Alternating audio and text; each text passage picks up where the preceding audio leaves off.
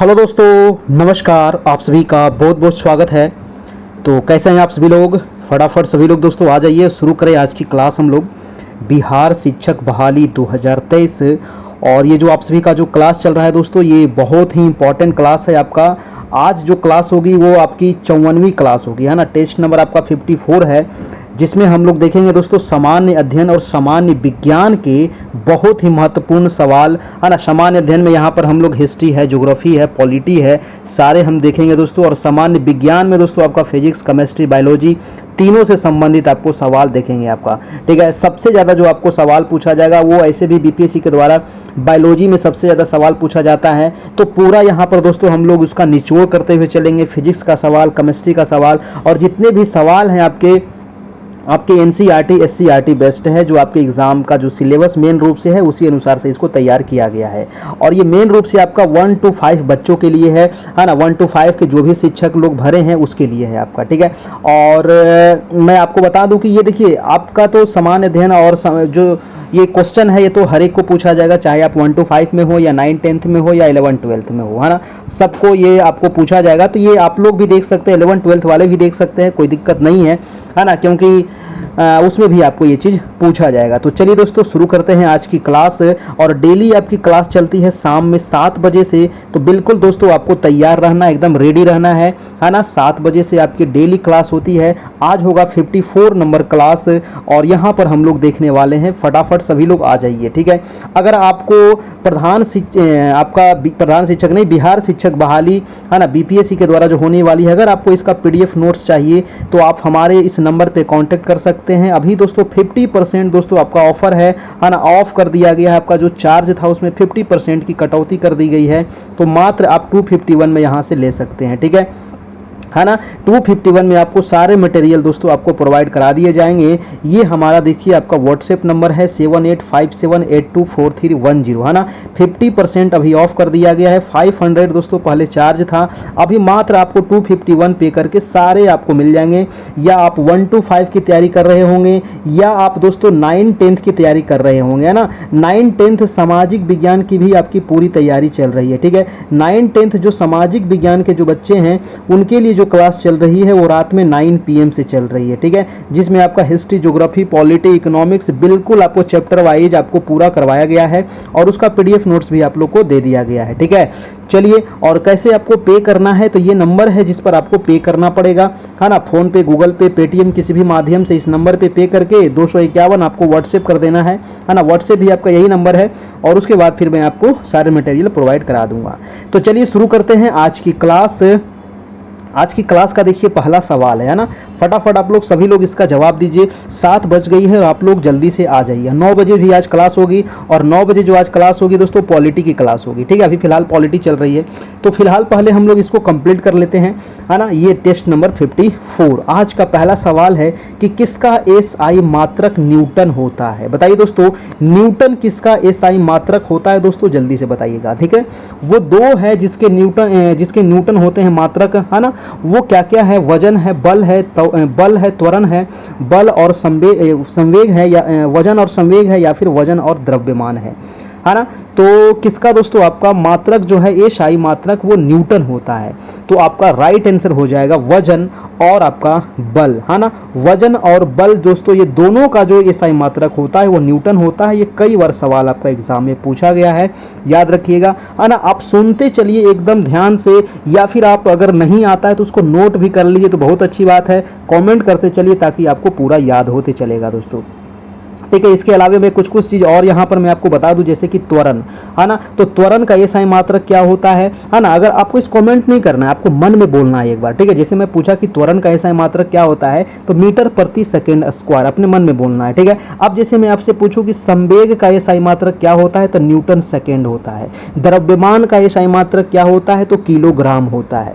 घनत्व का एसआई मात्रक क्या होता है दोस्तों, तो किलोग्राम प्रति घन मीटर होता है। चाल का एसआई मात्रक क्या होता है, तो मीटर प्रति सेकंड होता है।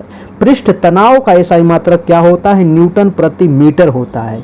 श्यानता का एसआई मात्रक क्या होता है, तो न्यूटन सेंटी प्रति मीटर स्क्वायर होता है, ठीक है। है ना। कोणीय वेग का एसआई मात्रक क्या होता है, तो रेडियन प्रति सेकंड होता है, ठीक है। तो ये जितने भी मैंने एसआई मात्रक अभी बताया और भौतिक राशि जो आपको बताई, याद रखिएगा, इसमें से एक आपको जरूर एग्जाम में पूछा जाएगा दोस्तों, है ना, एक जरूर पूछा जाएगा। और जब भी क्वेश्चन आता है तो हम पूरा रिपीट कर देते हैं, और आप इसको ध्यान से एक बार कम से कम सुन लीजिए, है ना, सुन भी लीजिएगा ना, तो आपको पूरा याद हो जाएगा। अगला प्रश्न देखिएगा आपका दूसरा नंबर, इसीलिए कहते हैं कि पूरा वीडियो देखिए, शुरू से अंत तक देखिए, काफी मजा आने वाला है आपको। कम से कम यहाँ पर 200 से 300 सवाल आपका रिवीजन होगा, है ना। और डेली अगर 300 सवाल रिवीजन होता है, और लगभग यहाँ पर दोस्तों आपको 75 से 80 टेस्ट अभी होगा टोटल, है ना। 75 से 80 टेस्ट हम टोटल लेंगे आप सभी का, जिसमें अभी 53-54 टेस्ट हो गया, लगभग 30 टेस्ट अभी और होगा आपका, ठीक है ना। 30-35 टेस्ट लगभग अभी हम और लेंगे। सोच लीजिए डेली अगर 200 क्वेश्चन अगर आप कंप्लीट करते हैं, तो सोच लीजिए कितना सारा क्वेश्चन आपका कंप्लीट हो जाएगा, है ना। तो इसीलिए कहते हैं कि पूरा देखिए, एकदम रिवीजन करते हुए चलिए, पूरा आपके दिमाग में धीरे धीरे सेट हो जाएगा, है ना, अगर आप शुरू से इसका देखे होंगे तो। देखिए दूसरा नंबर सवाल क्या कह रहा है, कह रहा है कि निम्न में से कौन सा जो कथन है वो ध्वनि और प्रकाश तरंगों के बारे में सही है। अब देखिए ध्वनि तरंग और प्रकाश तरंग के बारे में दोस्तों कथन कह रहा है कि कौन सा सही है। 4 कथन है। ऑप्शन है कि ध्वनि तरंग अनुप्रस्थ होती है, लेकिन प्रकाश तरंगे अनुदैर्ध्य होती है। ये ऑप्शन आपका बिल्कुल गलत है ना। ध्वनि तरंगे अनुदैर्ध्य तरंगे है, ठीक है, लेकिन प्रकाश तरंगे अनुप्रस्थ तरंगे है। और दोस्तों बी नंबर ऑप्शन आपका बिल्कुल सही है ना। ध्वनि तरंगे जो होती है कैसी होती है, तो अनुदैर्ध्य होती है, लेकिन प्रकाश तरंगे कैसी होती है, तो अनुप्रस्थ होती है। ये ऑप्शन आपका बिल्कुल सही है। दोनों अनुदैर्ध्य ये भी गलत था, और दोनों अनुप्रस्थ ये भी गलत है। कई बार दोस्तों ये सवाल आपको एग्जाम में पूछा गया है, याद रखिएगा। देखिए अनुदैर्ध्य जो तरंग होता है ना, ये ठोस, द्रव्य और गैस सभी में गमन करते हैं, लेकिन जो अनुप्रस्थ तरंग है दोस्तों, ये ठोस एवं द्रव्य के ऊपरी तल पर गमन करती है, याद रखिएगा, ठीक है। अनुदैर्ध्य जो है ना, ये तीनों में, ठोस, द्रव्य और गैस तीनों में ये गमन करेगी, लेकिन जो आपका अनुप्रस्थ तरंगे हैं, ये ठोस और द्रव्य के ऊपरी सतह पर ये गमन करती है। अगला प्रश्न देखिएगा आपका थर्ड नंबर। 3 नंबर प्रश्न कह रहा है कि एब्स में क्या शामिल होता है। देखिए एब्स में शामिल है दोस्तों स्तनधारी है, जलजीव है, पक्षी है, या फिर मछलियां है। एब्स में शामिल होता है दोस्तों आपका पक्षी। क्या होता है दोस्तों, पक्षी होता है। आपका ऑप्शन नंबर हो जाएगा सी नंबर आपका बिल्कुल सही सवाल, ठीक है ना। आंसर क्या हो जाएगा सी। पक्षी जो होता है ये नियत तापी जंतु होता है। पक्षी कैसा जंतु है, अगर पूछा जाए पक्षी कैसा जंतु है दोस्तों, तो नियत तापी जंतु है आपका पक्षी दोस्तों, याद रखिएगा, है ना। सबसे छोटा पक्षी हमिंग बर्ड और सबसे बड़ा पक्षी शुतुरमुर्ग, याद रखना है ना। बिहार का राष्ट्रीय पक्षी गौरैया है, याद रखिएगा इसको भी। और भारत का राष्ट्रीय पक्षी मोर है आपका, ठीक है, याद रखिएगा। और मत्स्य वर्ग का जो जीव होता है दोस्तों, वो कैसा होता है, तो अनियत तापी होता है। और पक्षी कैसा है, तो नियत तापी है, और मत्स्य वर्ग का अनियत तापी होता है। अगला प्रश्न है आपका 4 नंबर कि प्रकाश सबसे अधिक गति किसमें यात्रा करती है। देखिए प्रकाश की जो चाल होती है ना, वो सबसे ज्यादा कह रहा है कि वो किसमें होता है ना। तो प्रकाश का जो चाल होता है दोस्तों, ये सबसे ज्यादा निर्वात में होता है, ठीक है। सबसे ज्यादा किसमें होता है, निर्वात में होता है प्रकाश का चाल। और ध्वनि जो है तो दोस्तों ये ध्वनि निर्वात में गमन नहीं करती है ना, लेकिन प्रकाश की चाल सबसे ज्यादा कहां होती है, तो निर्वात में होती है। तो इसका आंसर क्या हो जाएगा, इसका आंसर देखिएगा वायु, कांच, पानी, निर्वात। ऑप्शन नंबर हो जाएगा आपका डी नंबर आपका दोस्तों बिल्कुल सही आंसर हो जाएगा, ठीक है ना। आंसर क्या हो जाएगा, डी हो जाएगा। अगर आपसे पूछा जाए दोस्तों कि प्रकाश के वेग की गणना सबसे पहले किसने किया था, तो प्रकाश के वेग की जो गणना किया गया था, ये सबसे पहले किया गया था दोस्तों आपको रोमर महोदय के द्वारा। किसके द्वारा, रोमर जी के द्वारा सबसे पहले इसका गणना किया गया था। प्रकाश जो है निर्वात में भी गमन करती है, और सबसे ज्यादा जो चाल होता है वो निर्वात में ही होता है, याद रखिएगा। अगला प्रश्न है आपका कि अम्लों के आधार पर कौन सा सही है। देखिए अम्ल के आधार पर आपको बताना है कि यहाँ पर कौन सा ऑप्शन सही है अम्ल के बारे में। क्या होगा जी, कह रहा है कि निष्प्रभावीकरण दर्शाता है।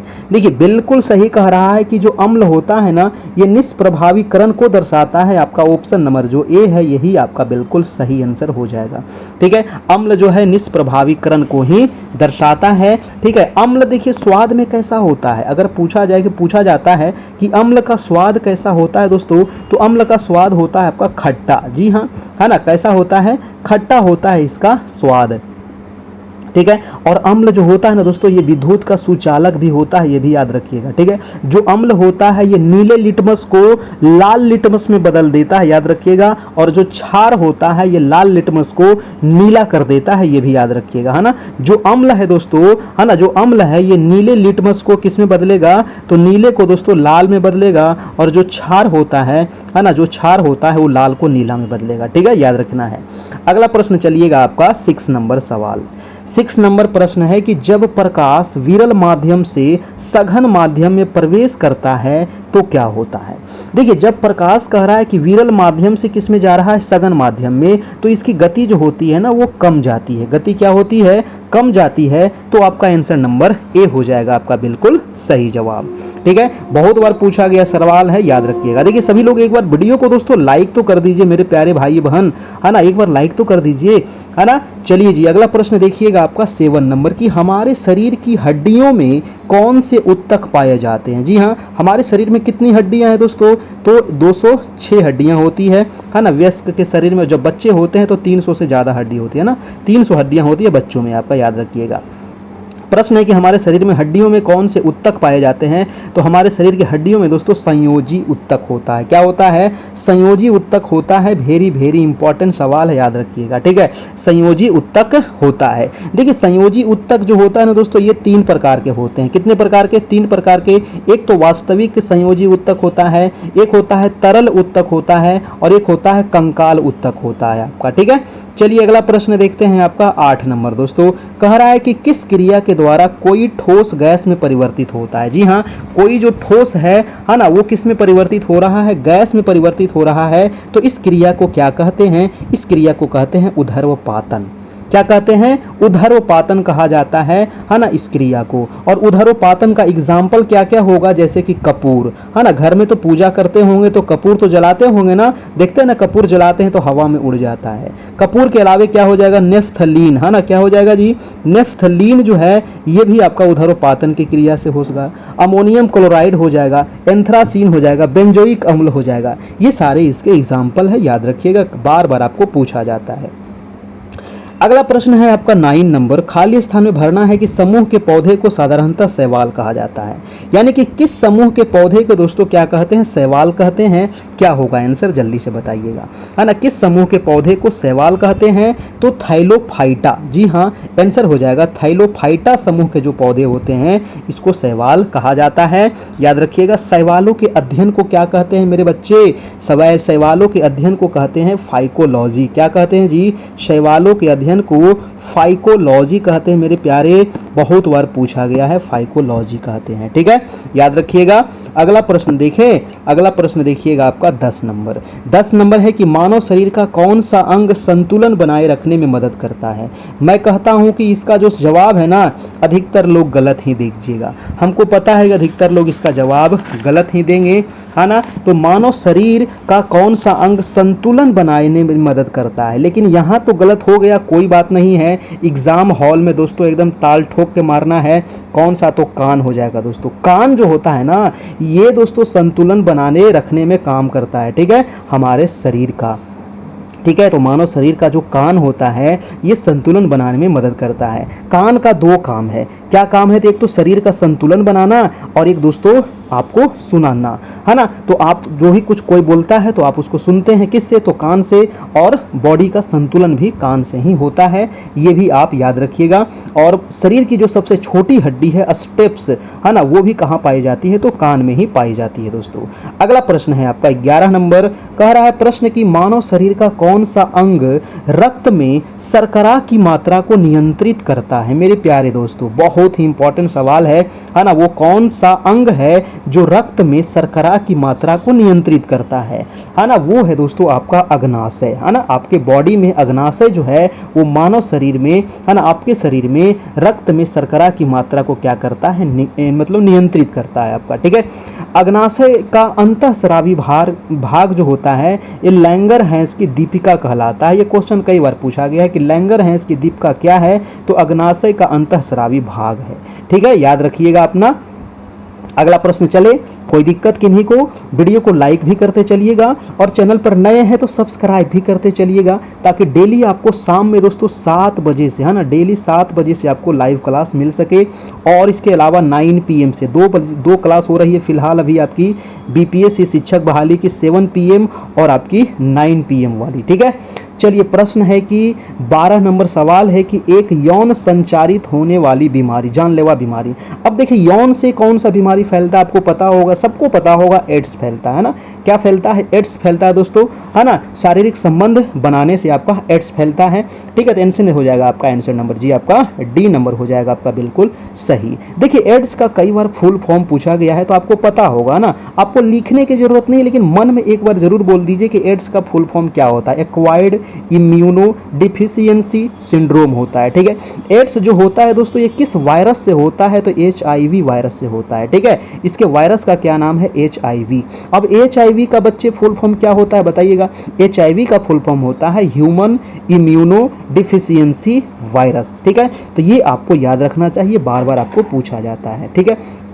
एड्स के लिए दोस्तों कौन सा जांच होता है? तो एलिसा जांच होता है, याद रखिएगा, एलिसा टेस्ट होता है। अब देखिए अगर आपको टाइफाइड हो गया तो टाइफाइड हो गया तो कैसे पता चलेगा कि टाइफाइड हो गया? इसके लिए कौन सा जांच होता है? तो इसके लिए होता है दोस्तों आपका, टाइफाइड के लिए जल्दी से बताइएगा कौन सा जांच होता है आपका, ठीक है।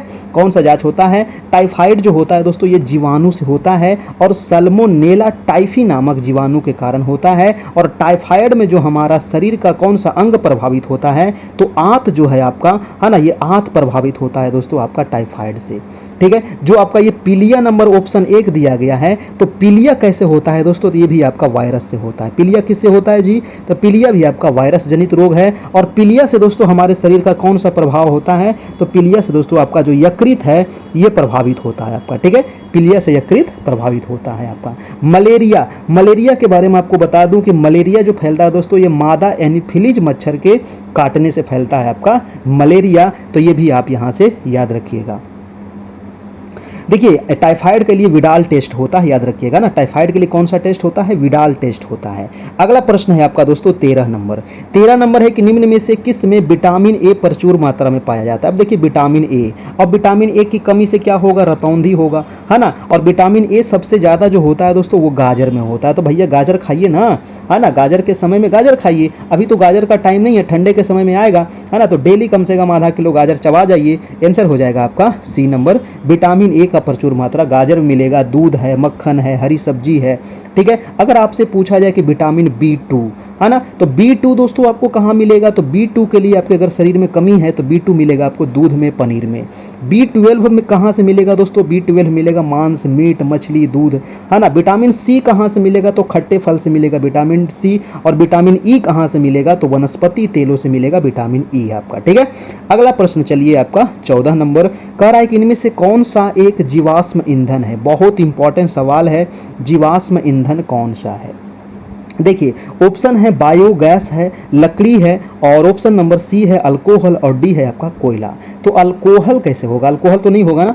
कैंसर हो जाएगा दोस्तों आपका, है ना, जीवाश्म ईंधन कोयला। कोयला है दोस्तों आपका जीवाश्म ईंधन। कोयला किससे बनता है? कोयला दोस्तों पादप से बनता है। पादप मतलब पेड़ पौधे से बनते हैं ना, पादप, ठीक है ना। पादप से बना हुआ है दोस्तों आपका कोयला। तो ये कैसा होगा? आपका जीवाश्म होता है ना, किसी जीव से ही इसका निर्माण हुआ है आपका। अब पेट्रोलियम अगर पूछा जाए तो पेट्रोलियम कैसा होगा? तो वो भी तो जीवाश्म होगा, वो भी किसी जीव से ही निर्माण हुआ है उसका भी, ठीक है ना। उसका भी नहीं, किससे निर्माण हुआ है? तो जीव से ही निर्माण हुआ। याद रखिएगा कोयला है, पेट्रोलियम है, LPG है, ये सारे आपके जीवाश्म ईंधन के उदाहरण है, याद रखिएगा, है ना। जीवाश्म ईंधन जो होता है दोस्तों इसी को कहा जाता है परंपरागत, है ना। इसी को क्या कहते हैं? परंपरागत ऊर्जा का स्रोत। अगर आपसे पूछा जाए कि परंपरागत ऊर्जा का स्रोत कौन से हैं, तो कोयला है आपका, पेट्रोलियम है, LPG है ना, ये सब परंपरागत है आपका, ठीक है। और इसकी जो भंडारें होती है वो सीमित होती है, आज न कल ये समाप्त जरूर हो जाएगा। अगला है कि कार्बन की परमाणु संख्या कितनी होती है? देखिए कार्बन जो है इसकी जो परमाणु संख्या होती है दोस्तों, फटाफट इसके बारे में आप लोग जल्दी से बता दीजिएगा। देखिए कार्बन की परमाणु संख्या कितनी होती है? 6 होती है, ठीक है। कितनी होती है? 6 होती है। आपका ऑप्शन नंबर 1 हो जाएगा, है ना। कार्बन की परमाणु संख्या 6 होती है। अगर आपसे पूछ लिया जाए कि लिथियम, तो लिथियम की परमाणु संख्या 3 होती है। लिथियम की कितनी होती है? 3 होती है। अगर बेरिलियम पूछे तो बेरिलियम की 4 होती है। बोरॉन पूछे तो बोरॉन की 5 होती है। और अगर नाइट्रोजन पूछे तो नाइट्रोजन की 7 होती है। ऑक्सीजन पूछे तो ऑक्सीजन की 8 होती है, याद रखिएगा अपना। अगला प्रश्न चलिएगा, आपका प्रश्न नंबर है आपका 16 नंबर। बहुत ही इंपॉर्टेंट सवाल है ना, बहुत इंपॉर्टेंट सवाल है। ज़्यादा सवाल हम यहाँ पर आपका बायोलॉजी से ही लिए हैं, ताकि बायोलॉजी का सवाल आपको ज़्यादा पूछा जाएगा एग्जाम में, है ना। महिलाओं में पाए जाने वाले लिंगी गुणसूत्र कौन से हैं? देखिए, महिलाओं में पाए जाने वाले जो लिंगी गुणसूत्र हैं वो कौन से हैं दोस्तों? क्या होगा? महिलाओं में पाया जाता है आपका XX, है ना। क्या पाया जाता है महिलाओं में? XX दोस्तों महिलाओं में पाया जाता है। आंसर याद रखना है आपका, आंसर हो जाएगा आपका C नंबर। XY गुणसूत्र किसमें पाया जाता है दोस्तों? XY गुणसूत्र जो है ये संयोजी पुरुषों के पुरुषत्व के लिए उत्तरदायी होता है, ठीक है। XY गुणसूत्र आपका, है ना, याद रखिएगा दोस्तों। आंसर हो जाएगा आपका, इसका आंसर नंबर क्या हो जाएगा? C हो जाएगा। अगला प्रश्न चलते हैं। अगला प्रश्न है आपका प्रश्न नंबर आपका 17 नंबर। कह रहा है कि 1 किलोग्राम ईंधन के पूर्ण दहन से उत्पन्न उष्मीय ऊर्जा की मात्रा क्या कहलाती है? अब देखिए, 1 किलोग्राम जो ईंधन है इसके पूर्ण दहन से उत्पन्न जो उष्मीय ऊर्जा है इसकी मात्रा को क्या कहेंगे? तो इसकी मात्रा को कहेंगे दोस्तों कैलोरी मान, है। इसको किसमें मापा जाएगा? तो कैलोरी में, मान में मापा जाएगा। आंसर हो जाएगा आपका C नंबर, ठीक है, याद रखिएगा, है ना। इस आंसर क्या हो जाएगा? और जो हाइड्रोजन होता है, अगर आपसे पूछा जाए कि कैलोरी मान सबसे अधिक किसमें होता है, तो हाइड्रोजन में, है ना। हाइड्रोजन में होता है कैलोरी मान दोस्तों सबसे ज्यादा। तो ये भी क्वेश्चन आपको याद रखिएगा, पूछा जाता है आपका। अगला है कि एक मिश्र धातु किसका एक उदाहरण है? देखिए, एक मिश्र धातु जो है ये किसका एक उदाहरण है बताइए? तो एक मिश्र धातु जो है ना ये ठोस विलयन का उदाहरण है दोस्तों। किसका है? ठोस विलयन का उदाहरण है एक मिश्र धातु, याद रखना है, ठोस विलयन, ठीक है। चलिए मैं चलता हूं, आंसर नंबर हो जाएगा इसका C। अगला प्रश्न है आपका 19 नंबर। प्रश्न है कि 2 या 2 से अधिक, है ना, 2 या अधिक तत्वों के योग से क्या बनता है ना। 2 या 2 से अधिक जो तत्व हैं इसके योग से जो बनेगा दोस्तों वो क्या बनेगा? संयोजकता है। और ऑप्शन नंबर आपका B में है आपका मूलक, परमाणु या फिर यौगिक। तो आंसर क्या हो जाएगा जी? इसका आंसर हो जाएगा आपका आंसर नंबर D, यानी कि सॉरी 2 या अधिक तत्वों के योग से क्या बनेगा मेरे प्यारे दोस्तों? तो यौगिक का निर्माण होगा। ऑप्शन नंबर हो जाएगा आपका बच्चा C नंबर, ठीक है। अब जैसे यौगिक का उदाहरण क्या होगा? सिलिका, है ना, जल, है ना, शर्करा, नमक। तो ये क्या हो जाएंगे? आपके यौगिक है आपके, ठीक है। चलिए अगला प्रश्न देखते हैं। आपका प्रश्न नंबर है आपका 20 नंबर, है ना। 20 नंबर है कि इनमें से कौन सी एक स्वैच्छिक क्रिया नहीं है? बताइए कौन सी एक दोस्तों स्वैच्छिक क्रिया नहीं है? आंसर क्या हो जाएगा आपका? जल्दी से बताइए, है ना। एक वस्तु लेना, दिल की धड़कन, मुट्ठी को बंद करना, एक कुर्सी चलाना।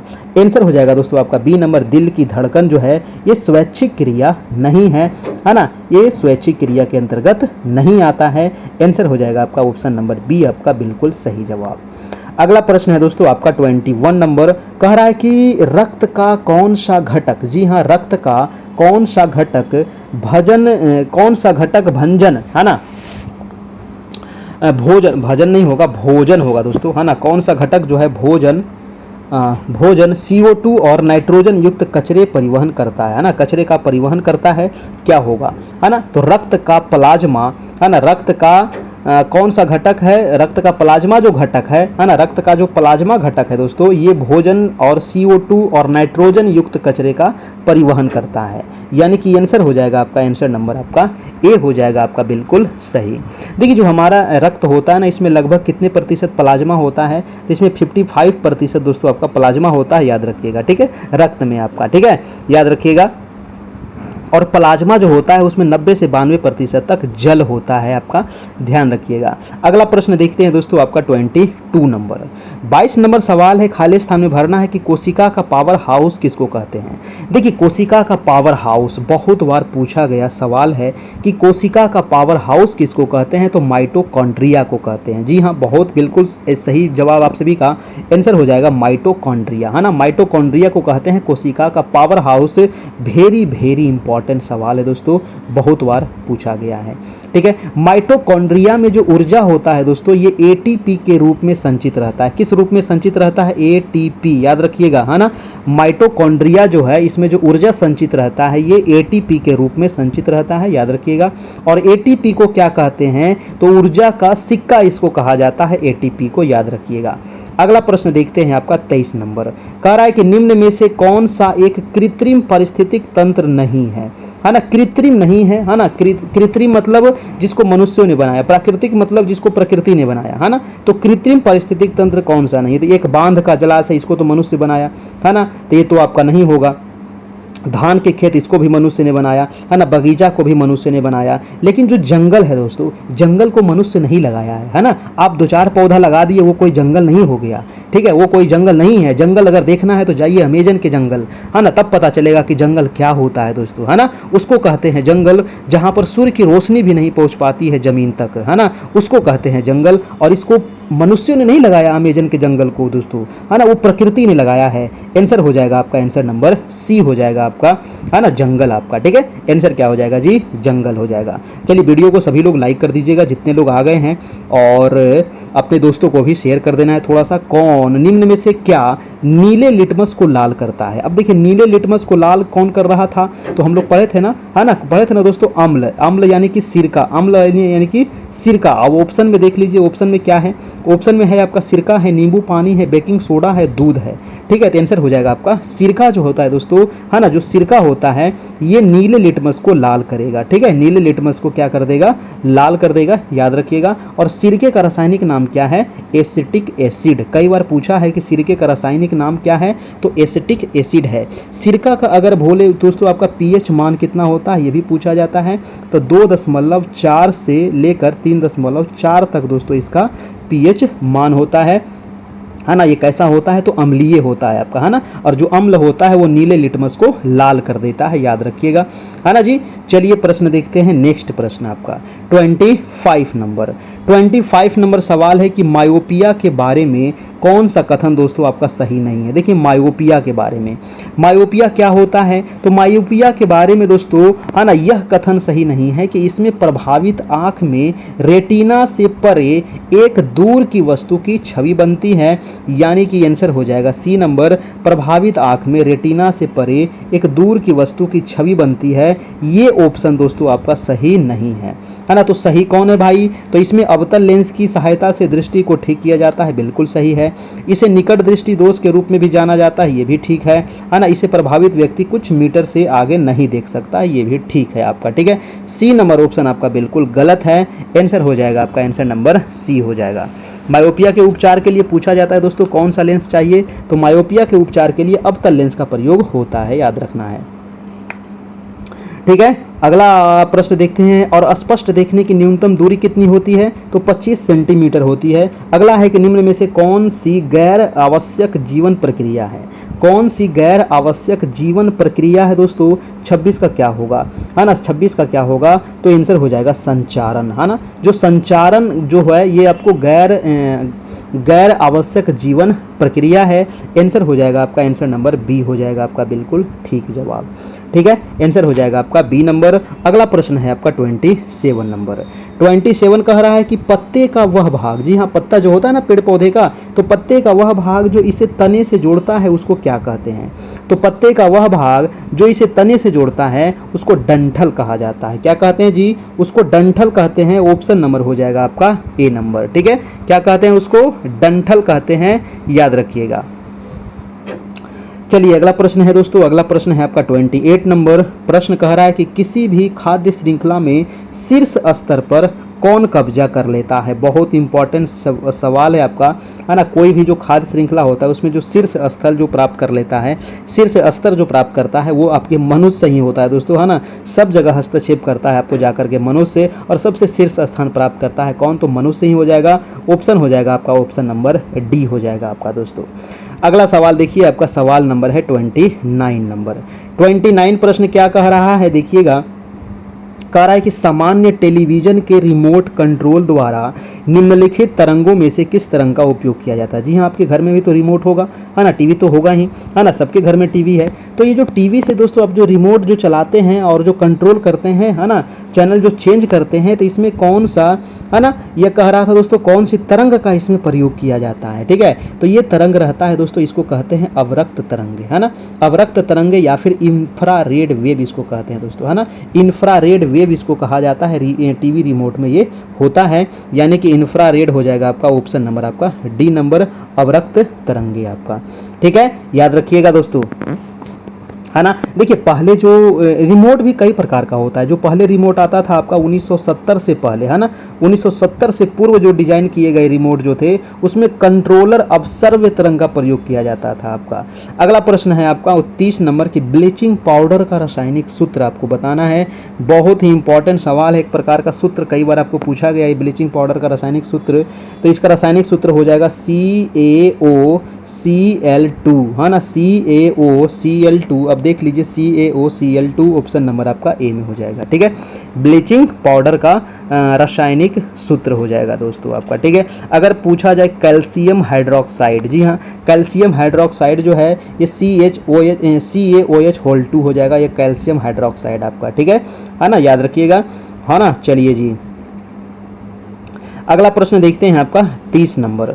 30 नंबर सवाल क्या कह रहा है कि खाली स्थान में भरना है कि का व्यापक रूप से ईंधन के रूप में उपयोग किया जाता है और वह दबे हुए प्राकृतिक गैस का एक प्रमुख घटक है ना। किसका दोस्तों व्यापक रूप से ईंधन के रूप में उपयोग होता है और वो कहाँ पर मिलेगा, तो प्राकृतिक गैस का एक प्रमुख वो घटक है, जी हाँ। तो प्राकृतिक गैस तो आप घर में यूज करते ही हैं, उसका एक प्रमुख घटक दोस्तों क्या है ये आपको बताना है।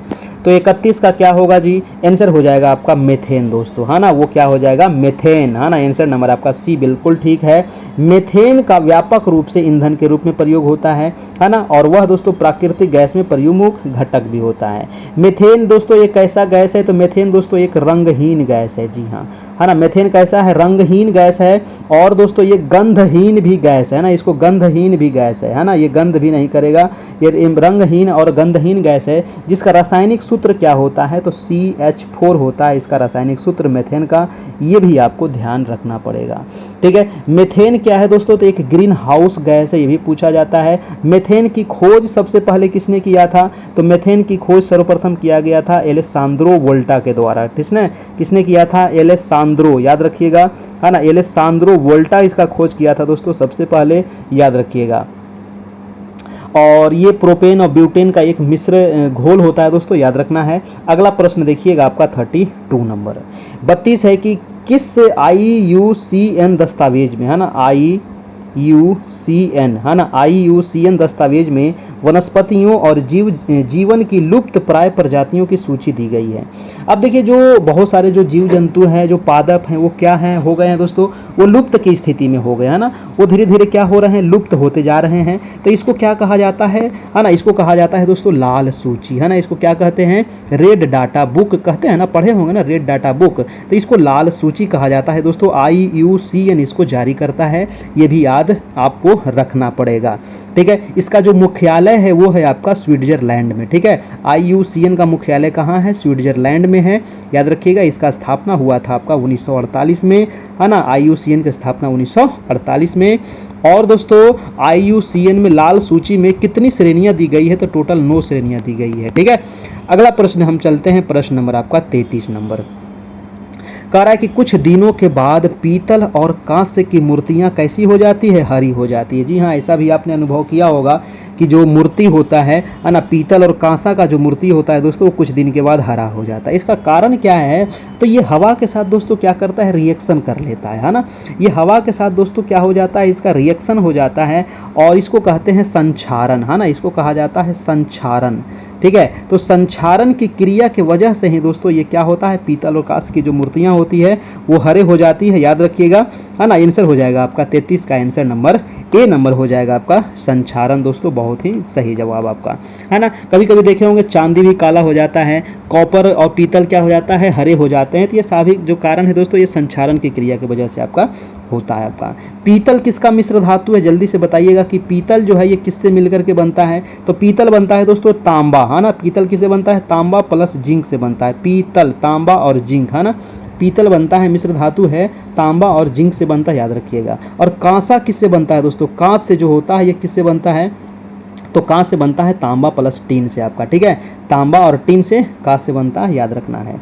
अगला प्रश्न है आपका 34 नंबर 34 नंबर प्रश्न कह रहा है दोस्तों कि वह जंतु कौन सा है ना, वो जंतु बताना है जो अपने कानों को अलग अलग दिशाओं में बहुत अधिक घुमा लेता है है ना। आप घुमाते हैं क्या? आपका कान घूमता है? नहीं, हम लोग का कान नहीं घूमता है ना। जो बाहर की ध्वनि को इकट्ठा करने में उसकी सहायता करता है। भाई साहब वो जानवर कौन सा है? लंगूर है, स्लॉथ है, कुत्ता है, बाघ है। देखिए बहुत सारे लोग इसमें क्या मारेंगे? कुत्ता मारेंगे और बहुत सारे लोग बाघ मारेंगे, है ना। इसी में लड़ाई चलेगा, यही दोनों ऑप्शन में। लेकिन इसका जो राइट आंसर हो जाएगा आपका बाघ हो जाएगा।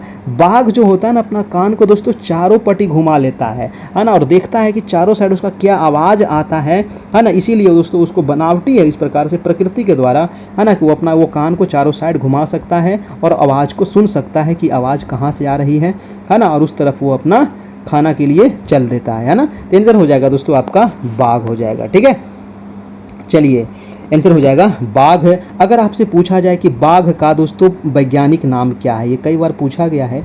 बाघ का वैज्ञानिक नाम जो है ये पेंथेरा, याद रखिएगा, पेंथेरा टिग्रिस, है ना। पेंथेरा टिग्रिस दोस्तों इसका वैज्ञानिक नाम है बाघ का। ठीक है, पेंथेरा टिग्रिस। बाघ कैसा जानवर है? तो सबको पता होगा कि ये मांसाहारी, ये तो घास खाता नहीं है ना। कभी घास दे करके देखिएगा, फिर बताएगा आपको, ठीक है, कि क्या खाता है।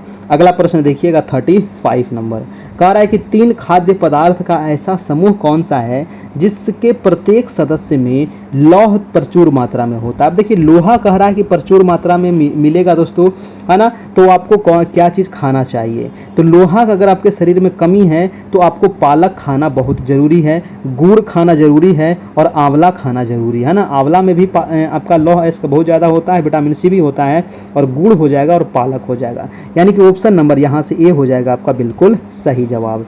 ठीक है, आंसर नंबर ए हो जाएगा। ठीक है, आयरन की कमी से क्या होता है दोस्तों, है ना। अगर पूछा जाए कि आयरन की कमी से कौन सी बीमारी होती है, तो आयरन की कमी से एनीमिया रोग होता है आपका। ठीक है, याद रखना है एनीमिया। और विटामिन सी का रासायनिक नाम क्या है? तो विटामिन सी का रासायनिक नाम एस्कॉर्बिक एसिड है, सभी को पता होगा। विटामिन सी कहाँ से मिलेगा? तो खट्टे फल जैसे कि नींबू है, संतरा है, आंवला है ना। अगला प्रश्न देखिएगा 36 नंबर, कह रहा है कि भारत के त्योहारों का एक समूह जो पूर्णिमा के दिन मनाया जाता है। जी हाँ, वो कौन सा त्योहार है जो पूर्णिमा में मनाया जाता है दोस्तों? जल्दी से बताइएगा। और अगर आपको पीडीएफ चाहिए, नोट्स चाहिए, तो आप इस नंबर पे कांटेक्ट करिए, आपको सारे पीडीएफ नोट्स मिल जाएंगे, है ना।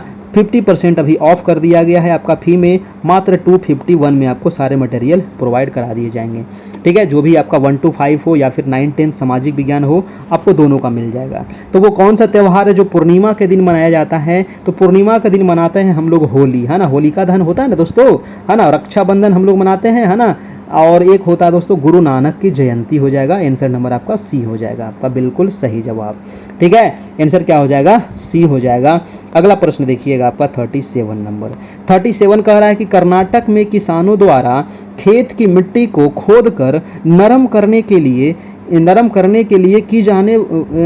उपयोग किया जाने वाला औजार आपको पूछ रहा है ना। देखिए जो क्वेश्चन ये सिंपल है कि कर्नाटक के जो किसान है ना, जो मिट्टी खोदने के लिए जो औजार का प्रयोग करते हैं वो कौन सा औजार है, ये सवाल है आपका। उस औजार का नाम है दोस्तों आपका खूंटी। क्या नाम है उस औजार का? उस औजार को कहते हैं खूंटी, है ना। ये क्वेश्चन आपको पूछा जाएगा, सीटेट में पूछा जाता है ना। तो आंसर हो जाएगा आपका खूंटी आपका दोस्तों। ठीक है ना। अगर आप एनसीईआरटी पढ़े होंगे तो वहाँ पर आपको ये मिल जाएगा। अगला प्रश्न है आपका 38 नंबर। 38 सवाल क्या कह रहा है जी, देखिएगा। 38 थोड़ा सा बड़ा है, मैं थोड़ा सा छोटा कर दूँ, हाँ दिख रहा है ना, ठीक है। प्रश्न कह रहा है कि नीचे दिए गए कथनों पर आपको विचार करना है ना। नीचे दिए गए कथनों पर विचार करना है। कथन है कि महाराष्ट्र के लोगों को सहजन के फूलों के पकौड़े खाना बड़ा अच्छा लगता है। वाह वाह वाह वाह, है ना। पकौड़ा का नाम लेते ही मुंह में पानी आने लगता होगा बहुत सारे लोगों को। कह रहा है कि जम्मू और कश्मीर के लोग केले के फूलों की सब्जी पसंद करते हैं। और सी है कि उत्तर प्रदेश में रहने वाले लोगों को कचनार के फूलों की सब्जी पसंद है दोस्तों। अब इसमें से कौन सा कथन सही है? देखिए महाराष्ट्र वाला ये बिल्कुल सही है कि महाराष्ट्र के लोगों को सहजन के फूलों का पकौड़ा अच्छा लगता है। पकौड़ा तो हम लोग को भी अच्छा लगता है, ऐसा थोड़ी है हम लोग को देंगे तो खराब लगेगा। लेकिन दोस्तों यहाँ का ये फेमस है। अब जैसे सिलाव का खाजा फेमस है ना। खाजा तो सगरों मिलता है, ऐसा थोड़ी कि खाजा नहीं मिलता है, लेकिन सिलाव का खाजा का नाम ही अलग है कि नहीं, है ना। जैसे तीसरा ऑप्शन है कि उत्तर प्रदेश में रहने वाले लोगों को कचनार के फूलों की सब्जी पसंद है, ये भी आपका सही है। यानी कि 1 नंबर और 3 नंबर दोस्तों आपका सही हो जाएगा। आंसर हो जाएगा आपका 1 और 3, ऑप्शन नंबर आपका डी हो जाएगा। ठीक है, याद रखिएगा ऑप्शन नंबर डी हो जाएगा दोस्तों बिल्कुल सही जवाब।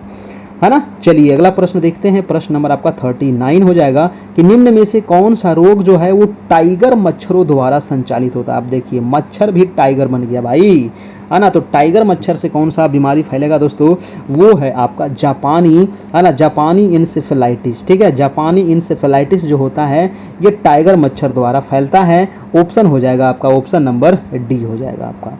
कोई दिक्कत जी, कोई दिक्कत नहीं होना चाहिए, ऑप्शन नंबर आपका डी हो जाएगा मेरे प्यारे भाइयों, है ना। अगर आपसे पूछा जाए कि मलेरिया किससे फैलता है तो मादा एनोफिलीज मच्छर से मलेरिया फैलता है। सोने की जो बीमारी है, बहुत सारे लोग दिन रात पड़े रहते हैं, है ना, तो सोने की जो बीमारी है ये सीसी मच्छी से फैलता है आपका। ठीक है, काला जार जो बुखार है ये बालू मक्खी से फैलता है। फाइलेरिया जो है दोस्तों ये क्यूलेक्स मच्छर से फैलता है, और जो डेंगू है ये मादा एंडीज मच्छर से फैलता है आपका। अगला प्रश्न है आपका 40 नंबर। और वीडियो अच्छा लग रहा है तो एक लाइक तो कर दीजिएगा मेरे भाई, और चैनल पर नए हैं तो सब्सक्राइब भी कर लेना है सभी लोगों को, और बेल आइकन जरूर दबाइएगा ताकि आपको डेली मिल सके, है ना। प्रश्न है दोस्तों कि कौन सा मस्तिष्क का सबसे बड़ा हिस्सा है। अब देखिए मस्तिष्क का सबसे बड़ा हिस्सा कह रहा है, मस्तिष्क में तो हमारे बहुत सारे चीज होते हैं, है ना, और इन सभी चीजों के बारे में भी हम यहाँ पर ऑपरेशन करेंगे। देखिए मस्तिष्क का सबसे बड़ा जो हिस्सा होता है दोस्तों वो होता है आपका सेरेब्रम। जी हाँ, बहुत बढ़िया सवाल है, आंसर हो जाएगा सेरेब्रम, सबसे बड़ा हिस्सा होता है और यह मस्तिष्क का अंग होता है ना। मस्तिष्क का सबसे विकसित भाग होता है आपका सेरेब्रम, ये भी आपको पूछा जाता है, ध्यान रखिएगा। सेरेब्रम, अगर आपका जो सेरेब्रम है, मस्तिष्क में जो सेरेब्रम होता है, अगर वो प्रभावित हो जाए, है ना, अगर प्रभावित हो दोस्तों तो क्या होगा, अगर ये सेरेब्रम प्रभावित होगा तो क्या होगा, आपकी जो स्मृति है ना, स्मृति जो आपका मेमोरी है वो सारा लॉस हो जाएगा, है ना, पता ही नहीं चलेगा कि आपका मेमोरी में क्या था, है ना, सारा मेमोरी फॉर्मेट मारा जाएगा दोस्तों, है ना, अगर सेरेब्रम में गड़बड़ी आया तो इसको बचा के रखना है ना। ठीक है, याद रखिएगा। मस्तिष्क जो हमारा है दोस्तों इसमें न्यूरॉनों की संख्या कितनी होती है, इसमें न्यूरॉन जो होता है ये 100 बिलियन के बराबर इसमें न्यूरॉन होता है ना, याद रखना है। नेक्स्ट प्रश्न देखते हैं, अगला सवाल है आपका 41 नंबर। कह रहा है कि लोहा अयस्क की खान बादाम पहाड़ किस राज्य में है। वेरी वेरी इंपॉर्टेंट सवाल। एक तो बादाम पहाड़ आप याद रखना है, एक बाबा बुदन की पहाड़ी, है ना, दोनों में कंफ्यूजन होगा।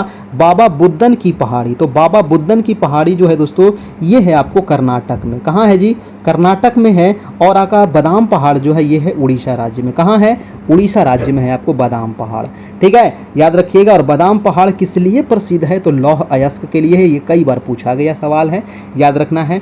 देखिए उड़ीसा में ना दोस्तों, उड़ीसा जो राज्य है आपका, तो उड़ीसा दोस्तों ये राज्य है आपका उड़ीसा। ठीक है, तो उड़ीसा ना लौह अयस्क दोस्तों ये काफ़ी ज़्यादा यहाँ पर उत्पादन होता है। जैसे कि लौह अयस्क का जो जिला है यहाँ पर कयोझर है, मयूरभंज है ना, कयोझर है, मयूरभंज है, आपका संभलपुर है, ठीक है, कटक है, सुंदरगढ़ है। तो ये सारे जिले जो है दोस्तों ये लौह अयस्क के लिए जाने जाते हैं आपका। ठीक है, ये सारे चीज आप याद रखिएगा। और यहाँ से जो लोहा निकलता है वो कहाँ जाता है, तो जो उड़ीसा से लोहा निकलता है दोस्तों वो जाता है आपको कहाँ, तो राउरकेला, है ना, राउरकेला जो आपका इस्पात संयंत्र है आपको वहाँ जाता है। उसके अलावा बोकारो में जो आपका इस्पात संयंत्र है वहाँ जाता है। उसके अलावा जमशेदपुर भी जाता है। क्वेश्चन कई बार पूछा गया है कि बोकारो जो इस्पात संयंत्र है दोस्तों इसको लोहा कहाँ से प्राप्त होता है, लौह अयस्क, तो लौह अयस्क उड़ीसा के खान से प्राप्त होता है। जमशेदपुर जो आपका है इसको लौह अयस्क कहाँ से मिलता है, तो ये उड़ीसा के खान से इसको मिलता है दोस्तों। ये क्वेश्चन पूछा जाता है, याद रखिएगा। अगला प्रश्न हम देखते हैं आपका 42 नंबर।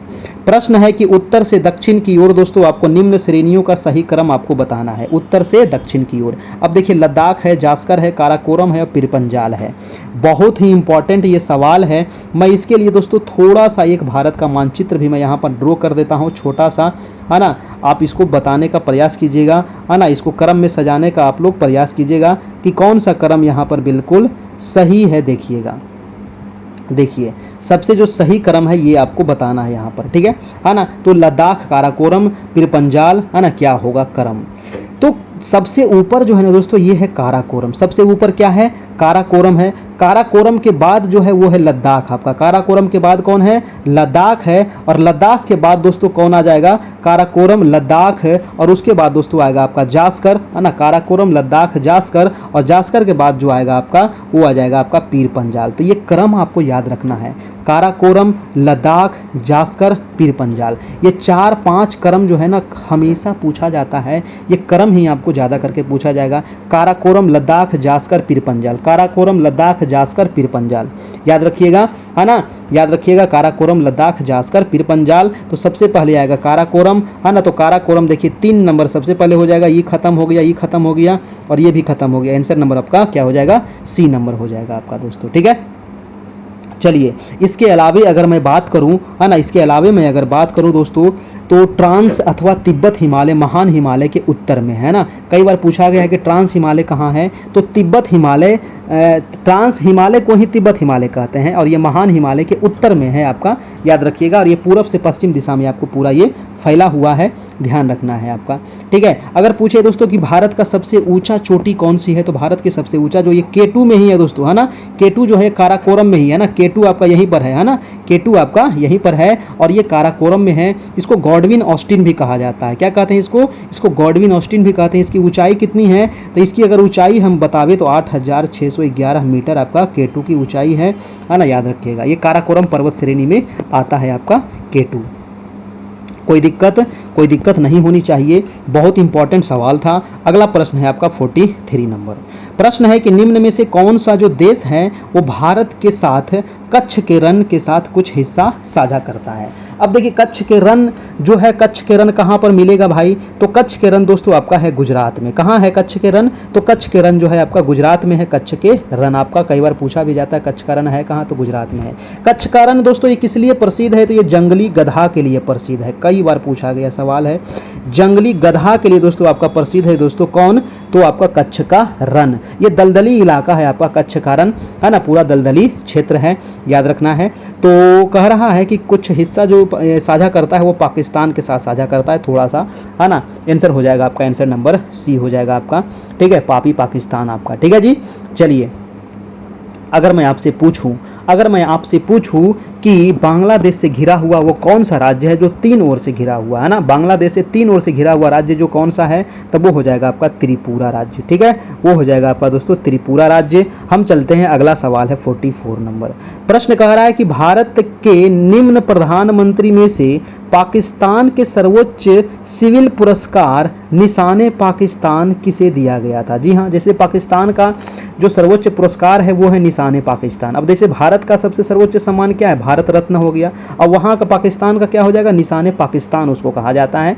तो सबसे पहले जो भारतीय को दिया गया था वो प्रधानमंत्री थे आपके मोरारजी देसाई, है ना, इन्हीं को दिया गया था। कब दिया गया था दोस्तों, तो आपका 1990 में ये उसका पुरस्कार आपको दिया गया था, याद रखिएगा आपका, ठीक है, 1990 में आपका।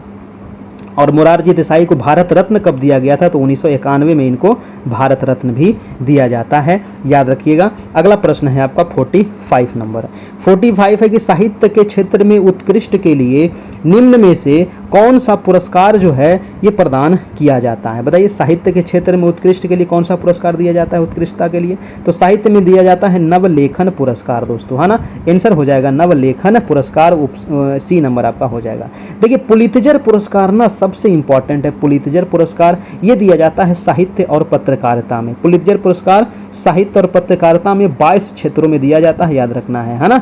चलिए अगला प्रश्न है आपका 46 नंबर की अरुंधति राय की कौन सी उपन्यास है, बहुत इंपॉर्टेंट है ना। अरुंधति राय की जो उपन्यास है दोस्तों, तो इनका उपन्यास हो जाएगा the God of a small thing, है ना। ऑप्शन नंबर ए हो जाएगा आपका बिल्कुल सही, the God of a small thing. ये किनकी है, अरुंधति राय की है। अगर आपसे पूछा जाए कि द इनहेरिटेंस ऑफ लॉज ये किनका है, तो ये है किरण देसाई का, है ना।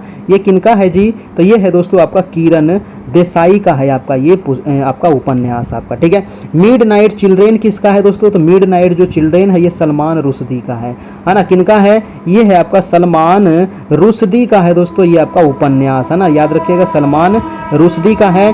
और इन ए फ्री स्टेट किसका है, तो इन ए फ्री स्टेट हो जाएगा, है ना, वी.एस. नायपॉल का है। किनका है, वी.एस.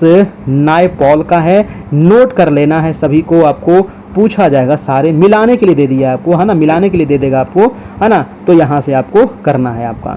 अगला प्रश्न देखिएगा आपका 47 नंबर कि पहला यूएस टेनिस टूर्नामेंट किस वर्ष आयोजित किया गया था? देखिए पहला यूएस टेनिस टूर्नामेंट है ना, यूएस टेनिस टूर्नामेंट जो होता है दोस्तों पहली बार है ना, सबसे पहली बार जो हुआ था ये हुआ था 1881 में। कब हुआ था? 1881 में हुआ था। ये टेनिस जो खेल है दोस्तों इसके जन्मदाता माना जाता है इंग्लैंड को, है ना। इसके जन्मदाता किसको मानते हैं? इंग्लैंड को मानते हैं। अगर क्रिकेट के जन्मदाता पूछे तो क्रिकेट के जन्मदाता कौन है? तो क्रिकेट के जन्मदाता भी आपका इंग्लैंड को ही माना जाता है, आपका याद रखिएगा, है ना। टेनिस दोस्तों 4 प्रमुख टूर्नामेंट होता है आपका टेनिस में। एक तो होता है ऑस्ट्रेलिया ओपन, उसके बाद दूसरा नंबर होता है फ्रेंच ओपन, तीसरा होता है आपका विंबलडन ओपन और चौथा होता है आपका यूएस ओपन। ठीक है, सबसे पहले ऑस्ट्रेलिया ओपन, फिर उसके बाद French open, Australia open, French open, Wimbledon open और यूएस ओपन। सबसे लास्ट में होता है आपका यूएस ओपन, याद रखिएगा, है ना। चलिए अगला प्रश्न देखते हैं आपका 48 नंबर प्रश्न कह रहा है कि भारत में प्रांतीय स्वायत्तता का प्रवेश कब हुआ? बताइए कि भारत में प्रांतीय स्वायत्तता का प्रवेश कब हुआ? इसका आंसर क्या होगा दोस्तों, है ना। प्रांतीय स्वायत्तता का जो प्रवेश हुआ ये आपका हुआ दोस्तों आपका 1935 के भारत सरकार अधिनियम आपका। ठीक है, 1935 के भारत सरकार अधिनियम प्रांतीय स्वायत्तता का प्रवेश, ऑप्शन नंबर आपका डी हो जाएगा।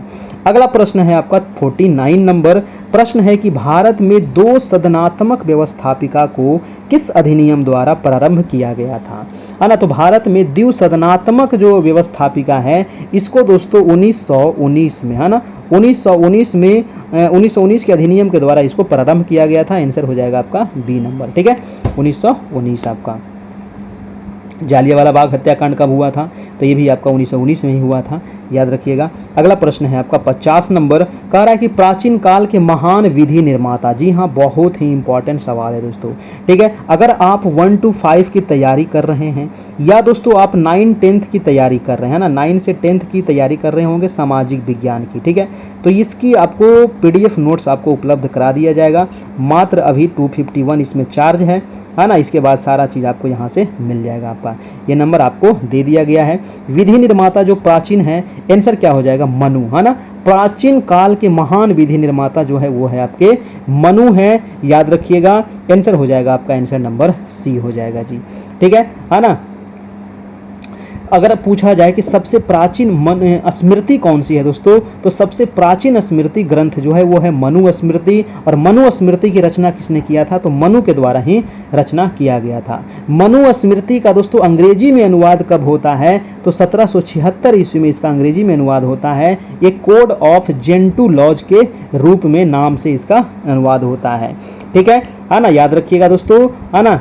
चलिए अब एक क्वेश्चन आपसे पूछ रहा हूं, जैसे कि कामसूत्र, है ना। कामसूत्र जो है, कामसूत्र जो आपका पुस्तक है दोस्तों, इसके लेखक कौन है? तो वात्स्यायन इसके लेखक है, याद रखिएगा, कई बार पूछा गया है आपका। ठीक है, वात्स्यायन इसके लेखक हो जाएंगे। चलिए जी, तो ये रहा आज का टेस्ट। कैसा लगा, है ना, आप लोग बताना है कमेंट करके, और अच्छा लगा हो तो प्लीज़ एक लाइक भी कर दीजिएगा, और जाते जाते, है ना, और चैनल पर नए होंगे तो सब्सक्राइब भी करते जाना है ना। आप सभी के लिए दोस्तों इतना मेहनत करते हैं, बस आप लोग से एक ही उम्मीद है कि चैनल को थोड़ा सब्सक्राइब कर लीजिए, अपने दोस्तों को शेयर कर दीजिए, और जाते जाते एक लाइक भी करते जाइएगा, है ना। अगर आपको पीडीएफ चाहिए तो पीडीएफ के लिए आप इस नंबर पर कॉन्टैक्ट कर सकते हैं। नोट्स चाहिए तो, है ना, क्योंकि वीडियो बहुत ज़्यादा हो गया है, वीडियो से पढ़ना पॉसिबल नहीं है। डेली आप क्लास कीजिए, लेकिन पीछे वाला बहुत ज़्यादा वीडियो हो गया है। 54 क्लास तो आपका ये हो गया है टेस्ट वाला।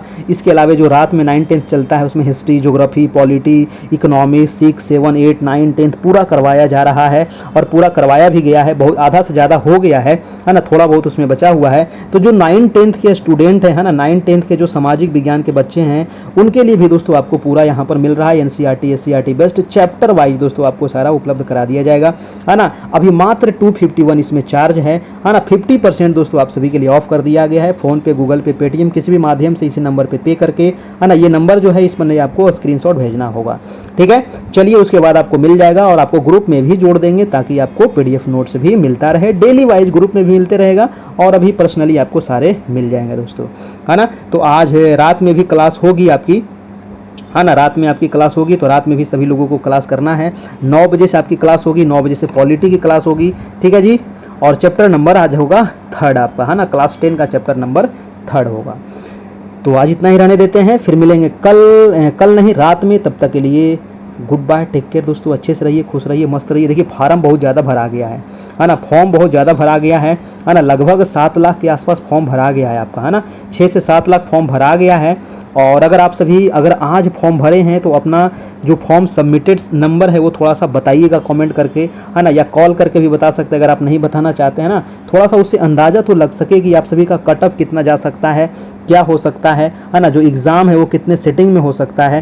ठीक है, आप लोग थोड़ा सा बताइएगा जो भी आज फॉर्म भरे होंगे, है ना, जो भी आज फॉर्म भरे होंगे थोड़ा कॉल करके भी बता सकते हैं, नहीं तो आप अपना मैसेज भी कर दीजिएगा नीचे कमेंट बॉक्स में कीजिएगा, लाइव में मत कीजिएगा, कमेंट बॉक्स में अपना मैसेज कर दीजिएगा ताकि वहाँ पर पता चल सके कि अभी टोटल कितना फॉर्म भराया है ना। ऊपर में देखिएगा ना तो आपको बायां साइड दोस्तों लिखा हुआ रहेगा सबमिटेड एप्लीकेशन नंबर, है ना, सबमिटेड एप्लीकेशन नंबर आपको बताना है। ठीक है जी, रजिस्ट्रेशन नंबर नहीं बताना है, सबमिटेड जो एप्लीकेशन नंबर है वो बताइएगा कि टोटल कितना सबमिट हुआ है ना, उस जितना सबमिट हुआ है उतना ही अभी फॉर्म भराया है। ठीक है, तो वो थोड़ा सा आप लोग बताइएगा। अभी आज जितने लोग फॉर्म भरे हैं और जो लोग नहीं भरे हैं तो भाई साहब आप लोग भर लीजिए, अब लेट मत कीजिए, है ना, अब डेट नहीं बढ़ेगा, जो बढ़ना था वो बढ़ गया आपका। ठीक है, नहीं एग्जाम का डेट बढ़ेगा और नहीं फॉर्म भरने का डेट बढ़ेगा, तो भरना है तो भर लीजिए, नहीं भरना है तो छोड़ दीजिए। ठीक है, चलिए जी, तो फिर मिलते हैं नेक्स्ट क्लास में, तब तक के लिए अच्छे से रहिए, खुश रहिए, मस्त रहिए,